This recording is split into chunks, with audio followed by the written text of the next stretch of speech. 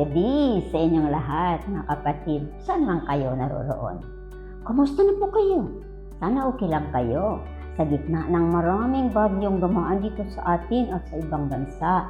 Ako po si Sister Banji at muling kasama ko si Sister Lou. Opo, talaga namang marami ang apektado ng mga bagyo. Pagdasal po natin ang mga naging biktima ng kalamidad. Nasa ika-45 episode na po tayo ng ating Lectio Divina at patuloy ang ating pagninilay sa salita ng Diyos, tag-init man o tag-ulan. Yes, magpasalamat tayo sa Diyos sa kanyang kabutihan, awa at habag na patuloy nating nadarama at hina sa gitna ng matinding pagsubok na ating pinagdaraanan, personal man, sa pamilya, sa komunidad o bilang isang bayan. Alam niyo ba, iyan mismo ang nais ipadama ng Panginoon sa ating pagninilayan ngayon. Ang kanyang kabutihan, awa at habag. At sinabi din niya sa huling bahagi ng Ebanghelyo, "Where 2 or 3 are gathered together in my name, here I am in the midst of them." Opo, sa totoo lang, naniniwala ako na narito ang Panginoon at kapiling natin sa ating sama-samang pagninilay ng kanyang mga salita. At syempre, kasama din ninyo siya ngayon. Saan man kayo naroon? Diba, Sister Banji? Sigurado ako, Sister Lou. Kaya mga kapanalig, damhin natin ang presensya ng Panginoon at bilang isang komunidad, sama-sama tayong manalangin. Sa ngalan ng Ama, ng Anak at ng Espiritu Santo. Amen. Mapagmahal namin naman, maraming salamat po sa iyong kabutihan, pagkalinga, habag at awa na patuloy mo pong ipinadarama sa amin sa gitna ng mga pagsubok sa aming buhay. Basbasan mo po ang bawat isa sa amin sa pagninilay ng iyong mga salita.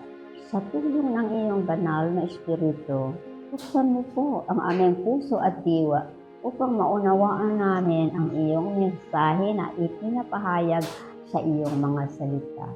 Sa pamamagitan ni Kristong anak mo na nabubuhay at naghahari kasama mo at ng Espiritu Santo, magpasawalang hanggan. Amen. Sa ngalan ng Ama, at ng Anak at ng Espiritu Santo. Amen. Sir Banji, nabanggit mo kanina yung bersikulo kung saan may 2 o 3 nagkakatipon sa aking pangalan, naroroon ako. Yes, yun ang huling bersikulo ng Ebanghelyo. Ay, bakit naman nasa last part ka na ng gospel, Sister Banji? Kasi may istorya yan. Sige nga, pakinggan na natin ang pagbasa mula sa Ebanghelyo ni San Mateo, chapter 18, verses 15 to 20. Kung ang kapatid mo ay magkasala sa iyo, lapitan mo at kausapin ng salinan. Kung pakinggan ka niya, ay nakuha mo na ang iyong kapatid. Kung hindi ka niya pakinggan, magsama ka pa ng 1 o 2 upang ang lahat ng nangyari ay patutuhanan sa pananalita ng 2 o 3 saksi. Kung sila naman ay di niya pakinggan, isumbong mo siya sa iglesia. At kung ang iglesia ay di niya pakinggan, ipalagay mo siyang tulad ng hintil at publikano. Tunay kong sinasabi sa inyo na ang lahat ng inyong talian sa lupa ay tatalian din sa langit. At ang lahat ng inyong kakalagan sa lupa ay kakalagan din sa langit. Sinasabi ko rin sa inyo na kung ang 2 sa inyo ay magkaisa dito sa lupa sa pagdumi ng anumang bagay, ito ay ipagkakaloob sa kanila ng aking Amang nasa langit. Sapagkat kung saan man magkatipon ang 2 o 3 sa pangalan ko, ako'y nasa piling nila. Ang Ebanghelyo ng ating Panginoon. Pinupuri ka namin, Panginoong Yesu Cristo. Alam mo ba, Sister Lou, very practical ang mga payo ni Jesus kung paano magbigay ng fraternal correction. Una, kausapin mo ang nagkasala na lumanay na paalalahanan ang taong nagkamali. One-on-one, yung may pagmamalasakit. Yes, Sister Banji, yan ang tamang approach. Kayo po, mga kapanalig, naranasan niyo ba na mag-advise sa isang taong nagkamali? Ano ang naging experience niyo? Medyo mahirap, di ko ba? Okay lang kung kaibigan mo siya. Pero kung ang nagkamali ay nagkataong kaaway mo rin, anong nangyayari? Diba? Sa halip na kausapin siya ng sekreto, nagiging chismis tuloy. Maraming pagkakataon, naka-observe tayo o nakausap natin ang mga taong naliligaw ng landas. Maaaring sa ating pamilya mismo, sa ating komunidad, o kahit sa mga taong di natin kilala. At kung minsan nag-aalinlangan tayong kausapin sila, o siguro naghahanap lang tayo ng timing. Kaya kung minsan sa katagalan, umahantong sa chismis. Yan ay hadlang sa first step na sinabi ni Jesus. Kausapin ng sarilinan ang nagkasala. At isa pa, di ba may kultura tayong tinatawag na SIR, S-I-R, yung Smooth Interpersonal Relationships. Agree ako dyan. Yung bang ayaw magtama ng mali dahil ayaw nating makasakit ng loob. At saka, meron din tayong tinatawag na utang na loob, lalo na sa mga may kapangyarihan, na kahit may kamalian, takot tayong magpaalaala sa kanila. Siyempre, mahirap bigyan ng payo o advice ang mga nasa authority. Kasi naman, baka mawalan ka ng trabaho, di ba? O minsan, nakakatakot din na manganib ang buhay mo o mga kamag-anak mo. Kaya ang tendency ay manahimik na lang kahit may kamali ang nangyayari. Observante. Sa palagay ko, kailangan ang discernment sa ating pagnanais na makatulong sa ating mga kapatid na naliligaw ng landas. Oo naman. Dahil ang Diyos lamang ang makapagbibigay ng liwanag at lakas ng loob upang maitama ang anumang kamaliang nagawa ng sinuman. Kailangan din ang pagmamalasakit at habag. Dahil kung wala ang mga ito, baka galit lang ang mag-udyok sa atin sa pagtawag ng pansin sa kanila, di ba? Kaya nga, kailangan natin ang mga propeta ngayon. Yung may matibay na pananampalataya sa Diyos at may determinasyong magpahayag ng katotohanan ng walang takot, kahit kanino man. At ipanalangin natin ang mga modern prophets. Sila ang magbibigay liwanag sa mga nagkakamali kung makikinig sila. At kung sakali, di makinig ang nagkamali at sa halip ay naging defensive sila, ano yung dapat gawin? Sa second step, sabi ni Jesus, kumuha ka ng isang saksi. Hindi ito nangangahulugang dapat idiin ang pagkakamaling nagawa, kundi upang hikayatin ang nagkasala na magbalik loob. At kung hindi pa rin siya makinig, ipaalam sa simbahan. At kung ayaw pa rin silang makinig, ituring siyang isang hindi o pagana. At hindi dito nagtatapos. Ipagdasal ang nagkamali upang magbalik loob. Ngunit, sino nga ba ang magdarasal para sa kanya? Siyempre, ang mga taong may awa at habag sa mga nagkasala. Alam nyo ba, yan mismo ang hiling ni Mama Mary sa pagdarasal ng Santo Rosario for the conversions of sinners and for peace. And remember, birthday ni Mama Mary sa September 8, diba? Yan ang magandang birthday gift natin kay Mama Mary. Mga kapatid, alalahanan natin, gaano man kasama ang isang tao, hinihintay siya ng Panginoon na magbalik loob. Kaya, sana, tulungan natin sila sa pananalangin.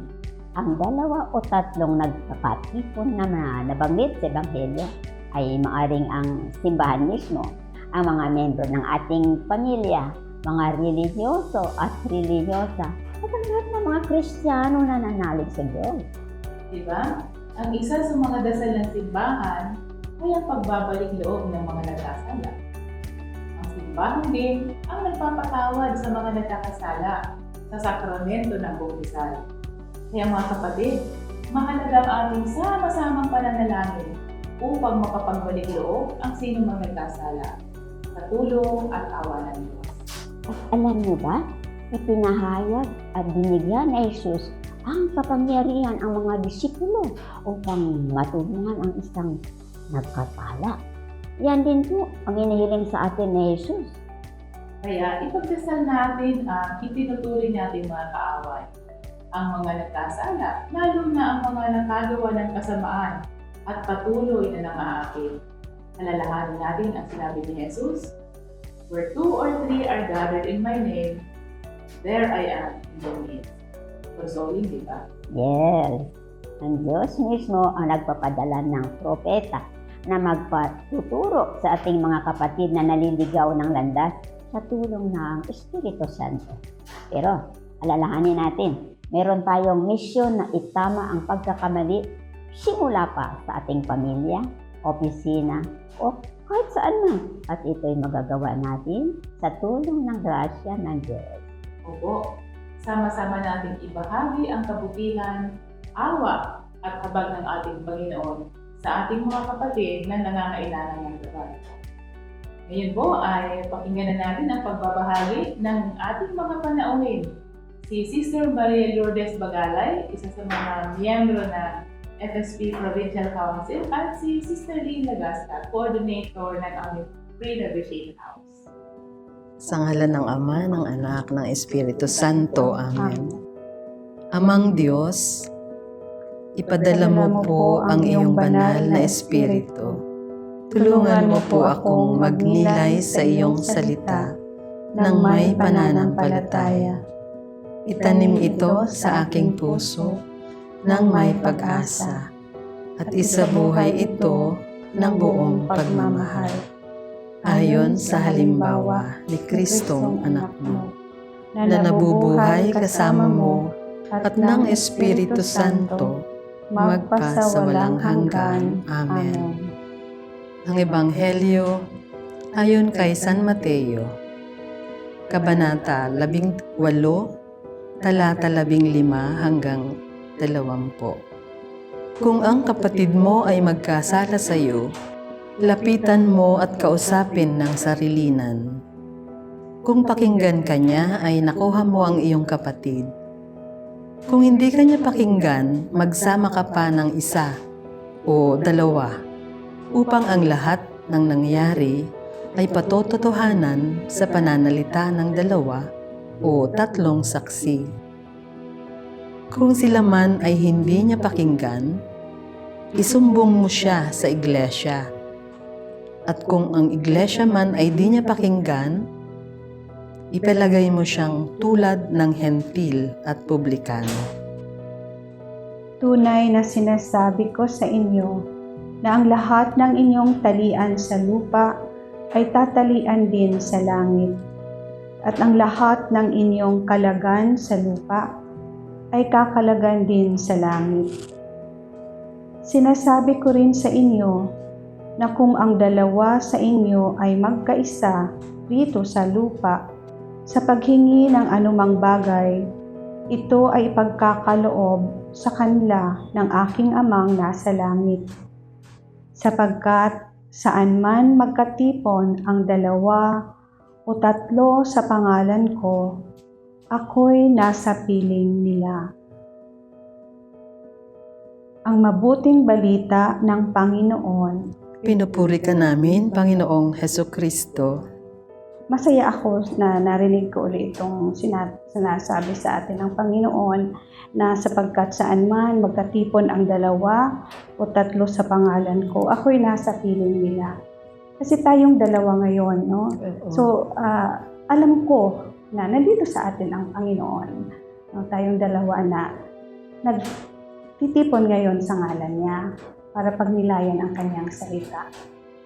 So ito'y para sa akin nagpapahiwatig ng kanyang pagmamahal, tunay na pagmamahal sa atin. Na sa kanyang pangangaral, sa ngayon, sa oras na to, ay nandito siya. At itong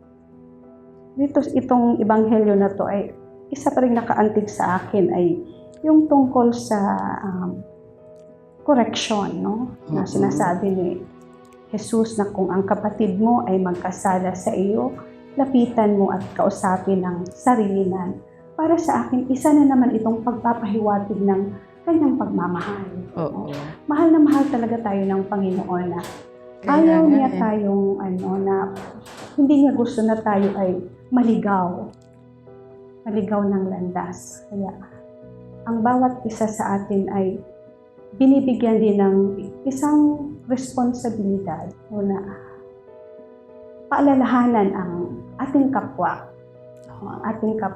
kapag nagkasala.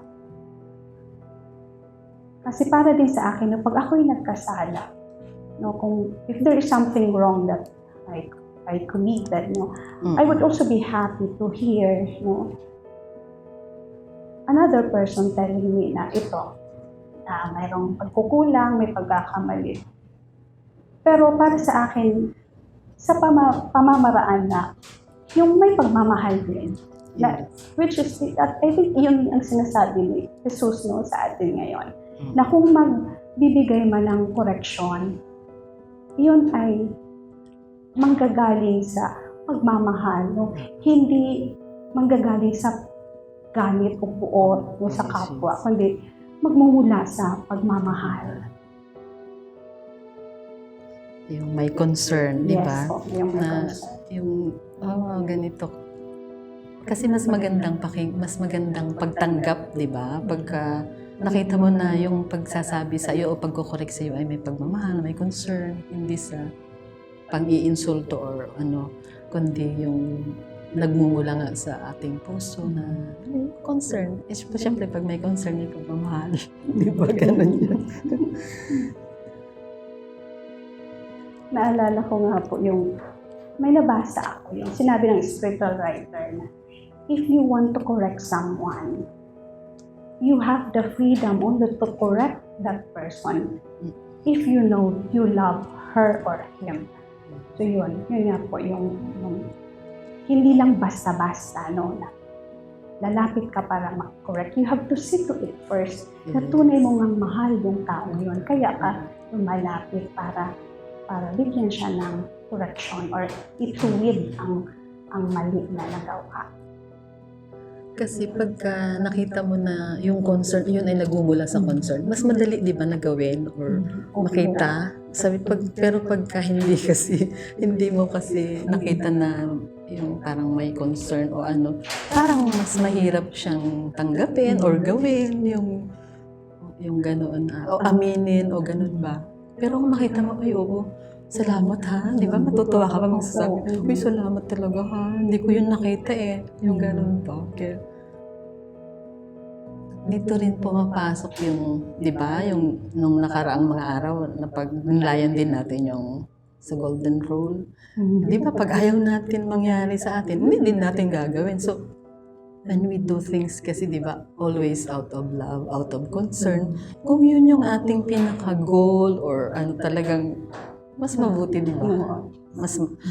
Kung talaga, maski minsan, siyempre mahirap kasi parang ang hirap namang mag-correct. Parang, kasi nakikita natin, uy, ako din ang dami din namang mga pagkakasalang nagawa. Parang namang ang hirap. Pero pag yung sisterly concern nga, ang magiging natin, basehan, so mas mabuti, mas maganda, mas madaling gawin. At then, ganun din, yung tumatanggap, mas madali din, di ba? Mas ma-feel mo kasi yung concern, mas talaga siya, mas madaling tanggapin. At nararamdaman talaga yun. Kasi ako, may karanasan akong gano'n na nag-correct sa akin yung isang tao. Tapos ramdam ko yung kanyang tunay na concern sa akin. Kaya ako, on my part, I was very grateful. Talagang, at saka kahit sa mga sumusunod din, mayroon pa rin siyang mga sinabi sa akin. Hindi yun masakit. Yung, kumbaga, hindi ako nasaktan compared to another experience na may nag-correct din sa akin, pero magalit. So, nakita ko yung kaibahan.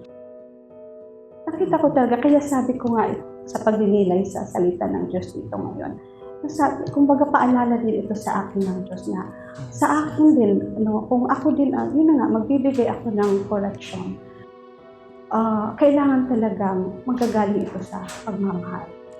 At humihingi din ako ng tawad sa Panginoon kasi mayroon din akong naalalang isang pagkakataon na kumbaga naubusan ako ng pasensya. Kasi, iba kasi yung dating sa akin. Kasi para siya, pagalit kasi ang ang approach niya sa akin, no. So, kumbaga, ang sagot ko rin ay Pagalit. para nawalan ako ng pasensya. It happened once, no, naalala ko ngayon. So, yun, talagang ito yung paalala, no, sa akin ng Panginoon. Kung nais ko mang ituwid ang pagkakamali ng aking kapwa, ito ay talagang manggagaling sa pagmamahal. Bilang isang kapatid, no? Kapatid sa pananampalataya, na talagang para maramdaman yung pagmamahal din ng Diyos sa pamamagitan or through me, no? Maramdaman ng taong yung kanyang pagmamahal. Panginoon, Tulungan mo na ang iyong salita ang maging tanglaw sa aking landas. Nawa ang kapangyarihan nito ang magbigay lakas sa akin upang mamuhay ako bilang iyong anak at tunay na saksi ng iyong pag-ibig. Amen. Sa ngalan ng Ama, ng Anak, ng Espiritu Santo. Amen.